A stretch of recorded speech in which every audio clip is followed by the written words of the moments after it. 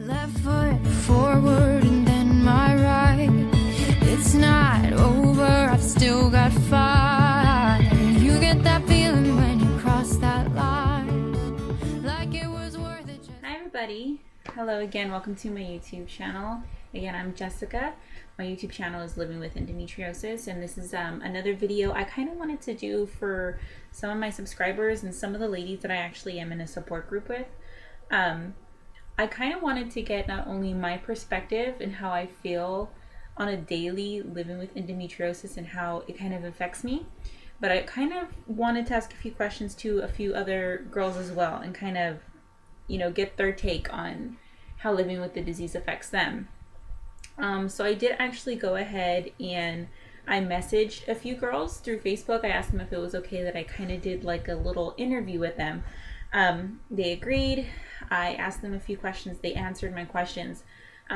Before I kind of start with them though, I kind of want to, give my take on kind of how I feel. This video is probably going to be more on the emotional side. As women, we tend to try to be strong for our family, for our children. But sometimes it's okay to cry, and it's okay to feel weak, and it's okay to feel hurt.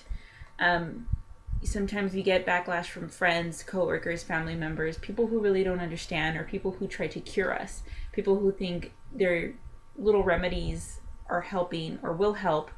Kind of people who always want to throw their 2 cents in. It hurts a lot to a person with endometriosis when they are told, well, you should have tried this thing, or you're doing this too much, or are you sure that's what should happen as far as what a doctor's telling us we need, as far as medication or surgeries. And for people who don't understand the pain, or for people who haven't gone through the infertility, the painful intercourse, all those kind of things can affect relationships, marriages. It personally takes a toll on a woman. So a little bit about my experience. When I was first diagnosed with endometriosis, I myself did not know what it was. I kind of took to Google, wrote down questions from my doctor. I wanted to know exactly what I had. Come to find out that it may be the cause for my 6-year infertility. A lot of the infertility issues has taken a strain on a marriage. It has taken its toll. When you want something so bad and you're doing everything right and you see how it happens so much easier for everybody else, it hurts. It really does hurt. But to kind of figure out what I had and give the monster in my life, a name and a face, and I kind of felt better. I kind of felt like I had some arsenal that I could use towards what I was going through. It wasn't just painful periods. It wasn't just me being a baby or me being a brat. It was a serious, debilitating disease that I was going through. And to know that I wasn't going through it alone, and to find all these different women in support groups, it blew my mind. And to be quite honest, it pretty much saved me. I'm very thankful. I know I still have a long journey to, kind of go, and definitely I'm going to talk about that a lot more. But I also kind of want to say that, yes, I did have my second surgery since December 2nd, 2016, yesterday. I'm going to be doing another video about that update, what that surgery entailed, and kind of give you more info on that. But as far as my feelings, it was the night before the second surgery. I don't like having surgery period. That's just, I hate it, right? I kind of started to feel a little pitiful. I got a little angry with myself, and I told myself, it's not like you have cancer or anything like that, but I couldn't shake the feeling of asking, why me? I couldn't shake that feeling. I couldn't let it go. And I'm pretty sure a lot of, women out there kind of feel the same way I do. It's hard to not be angry or upset or confused as to why you're going through these obstacles in life that it seems so many other women don't have to go through. I did start to cry. My husband comforted me and told me that it wasn't my fault, and reminded me how strong I was. So definitely for the women out there who feel like they're going through the same feelings I just explained, like, no, you are not alone. It's okay to cry, it's okay to hurt, and it's okay to express yourself. Definitely do it around the people that you love and trust, and I'm more than sure they're going to be there for you.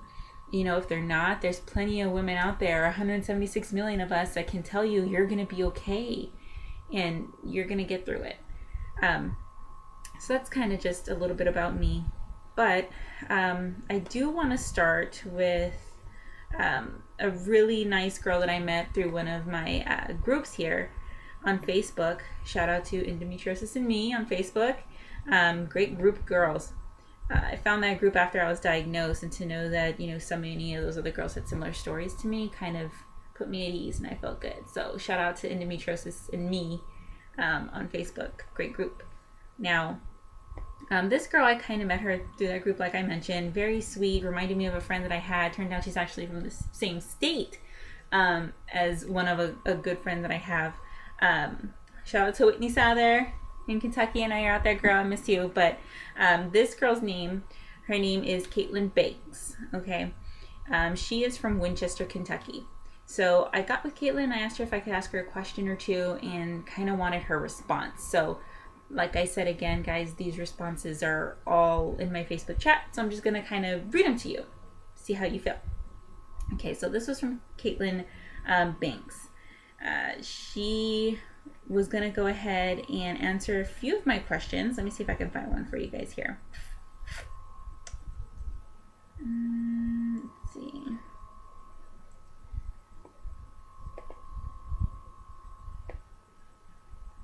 Okay, so here was my question for Caitlin. Great girl, by the way, like I mentioned. How has endometriosis affected your relationship with loved ones, friends? Is it hard to get them to understand? Was your spouse or partner understanding and helpful? What advice can you give girls who have recently been diagnosed with endometriosis on how to explain it to family and friends? And this was Caitlin's answer. Okay, it's a long answer, so give me a minute.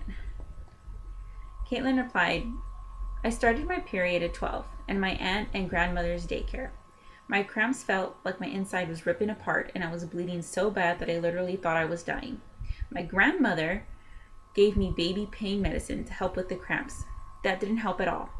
All my periods have been bad since then. My periods and my cycle has always been irregular. My husband and I have been together for 6 years and now married for 3. The last 5 years or so, I have been getting worse cramps, where the first day of period, I can't function without pain medication or a heating pad. Pain with sex has almost ruined my marriage. I can't have sex without being in pain. I feel like I am not good enough for my husband because I can't fully please him, and then he can't please me either. I have went to multiple doctors across 2 states for over 5 years looking for answers. The last couple of years, I have been researching endometriosis, but I haven't been able to get a doctor to believe that I have it. Until the first day of December, I went to a reproductive specialist and infertility doctor. We have tried to have a baby for around 6 months now with no luck. My very first appointment, my new doctor knew right away that I had endometriosis. Of course, though, it is something that you have to have surgery for in order to be diagnosed.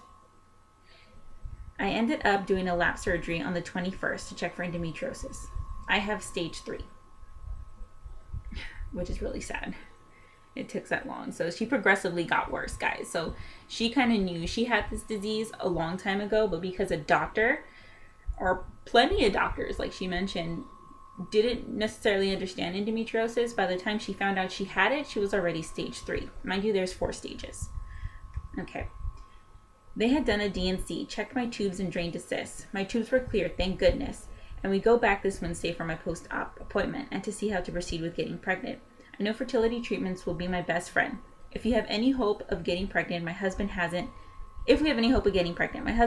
said much about my disease and has helped me throughout the recovery, But I have took care of myself, and all of the Christmas dinners we have went to by myself.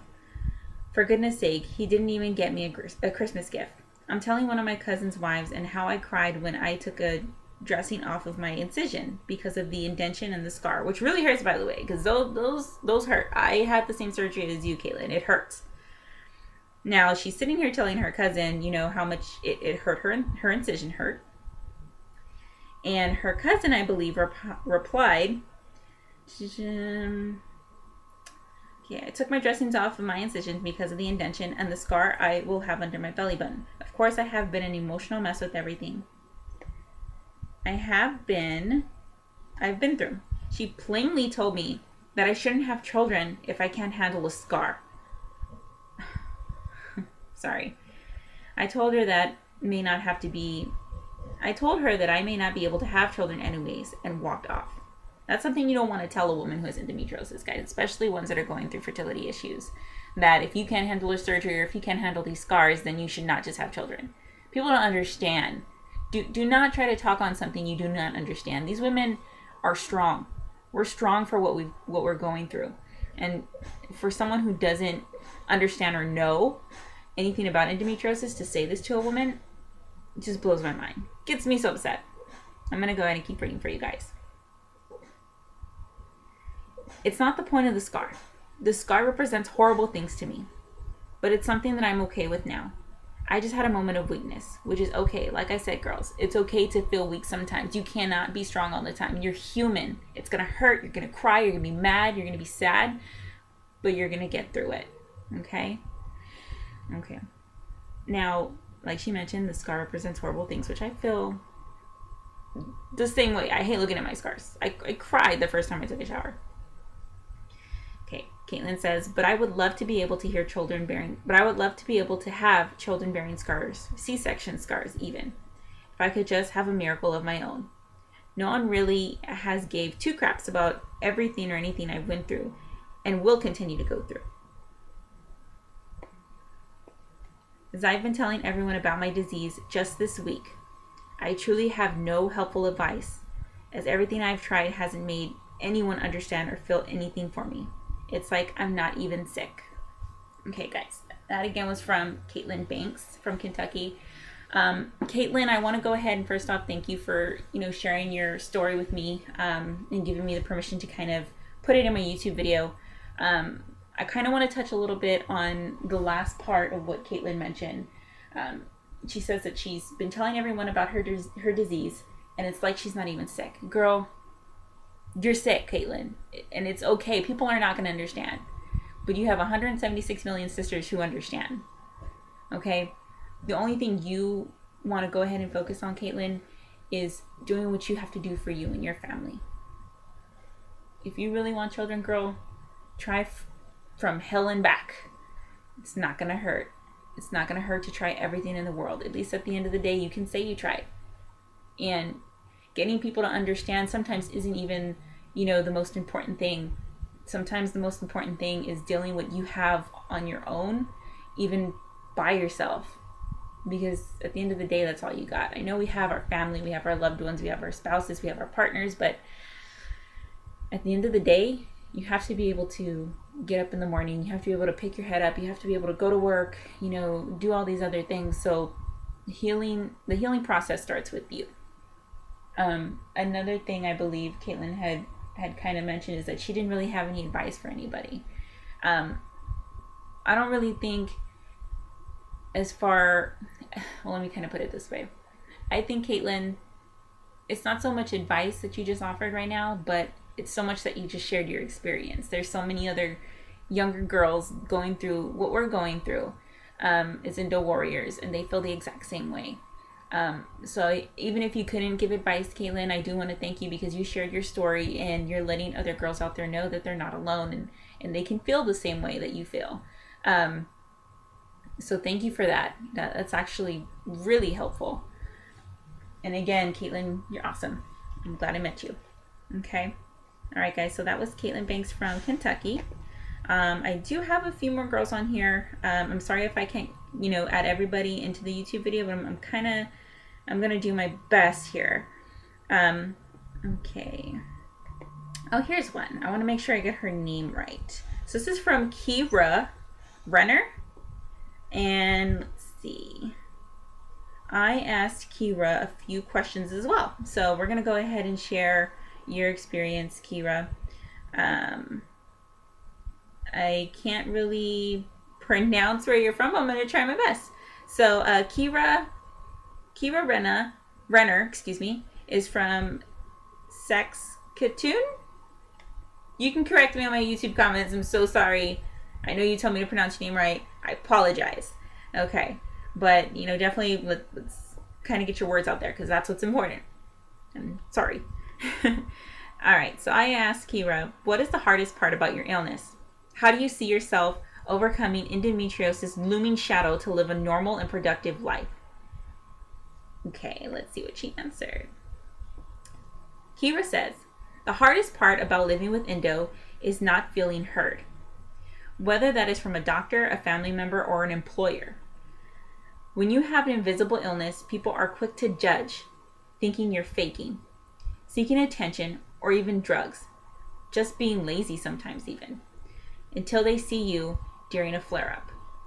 I see myself getting my surgery in the new year and hopefully getting all of that pesky endo out of my body, and then maybe starting a family with my wonderful boyfriend in the next few years.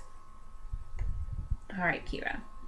So let's kind of talk a little bit about what you shared with me. Let's see.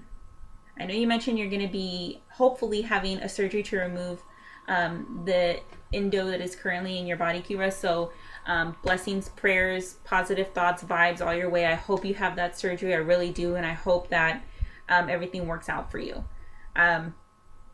Let's see. Something that Kira kind of mentioned was not feeling heard by, family, doctors, or employers. Now, we kind of heard the family and doctor part with Caitlin's story, but let's kind of talk about employers. It's really hard to explain to your employer, especially if you have a male and boss or supervisor, kind of what's going on, other than just you're sick and you don't feel good, or you are having surgery and then not wanting to really explain exactly what that surgery is for or about. You don't have to explain anything to your supervisor, ladies. Let me kind of tell you first and foremost, you don't have to tell them anything you do not want to. I believe that's in sort of some HIPAA law. Correct me if I'm wrong, ladies, but as far as all the many places I work, that's not something that you have to provide to a supervisor as far as what's wrong with you. You just tell them, I'm sick or I'm having surgery on this day and I'm not going to be here. Always make sure, ladies, to read into information as far as FMLA or disability. Always sign up for disability, especially if endometriosis and you're starting a new job. Make sure you have those two things to kind of ground you and secure your job.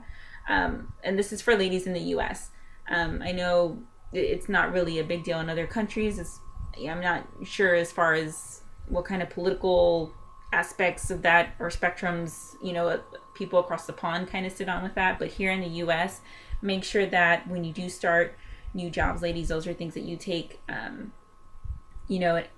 good looking into.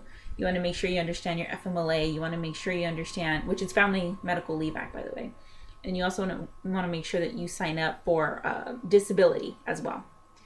I did also see here, Kira, that you mentioned that you're hoping to start a family with your boyfriend in the next few years. That's exciting. I really hope that happens for you. Baby dust your way for you and your boyfriend. Hopefully after the surgery that'll come easy for you guys. And thank you, Kira, for kind of answering my questions and sharing your experience with me. Really appreciate that. And I believe I have one more on here. Actually, I think I have two more, but I'm only going to read one more, guys, because I know this video is kind of getting a little long. Let's see.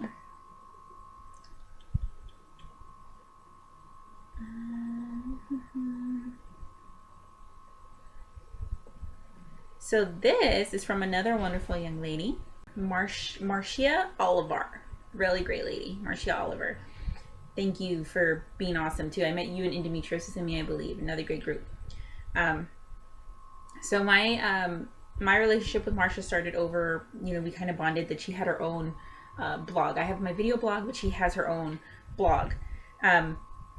So upon reading her blog, I remember reading that, Marcia actually had, I believe,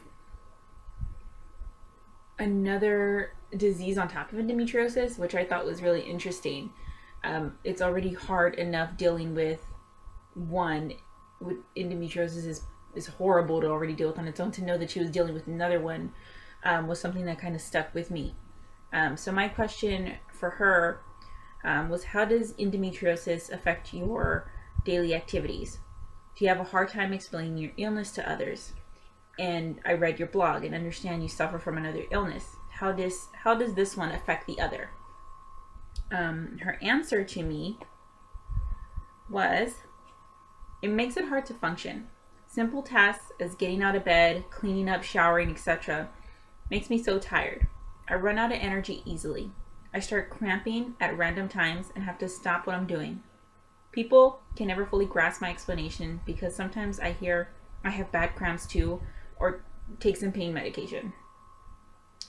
My endo and possible fibro both cause chronic fatigue. The fatigue factor is very, very huge. The crossing of pain, for example, my migraines mixed with my cramps, make me not want to think about getting out of bed. Even something like my entire body burning and my ovary hurting badly keeps me crippled in bed for days.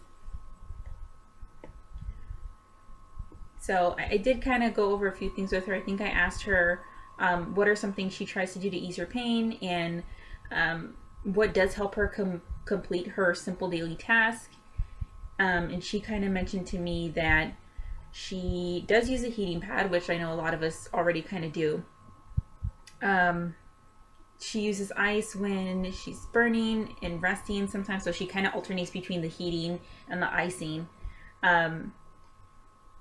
She is going to start a new journey here. She mentioned that she's starting a no sugar journey. Good luck, girl, because that is hard. I like sugar. So good luck with that. So that is definitely part of, changing your diet to see if it has good effects on your endometriosis. I've heard about that, and I'm going to be doing a video on that, probably also doing a few recipes. So hopefully you follow me on that, girl, because we can try things together. She's figured out that sugar was one of her biggest triggers, which is why she's trying to cut it out of her diet. So good for you. Marcia goes on to tell me that she's from West Tennessee. So awesome. Shout out to West Tennessee. Cool. But kind of touching on based on what Marcia has kind of shared with me. She did mention that she has two diseases that kind of play hand in hand.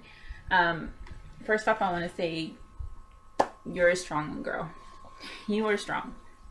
I don't know what it would feel like to not only deal with endometriosis, but also have to deal with something on top of that, something that's chronic too, which is kind of crazy.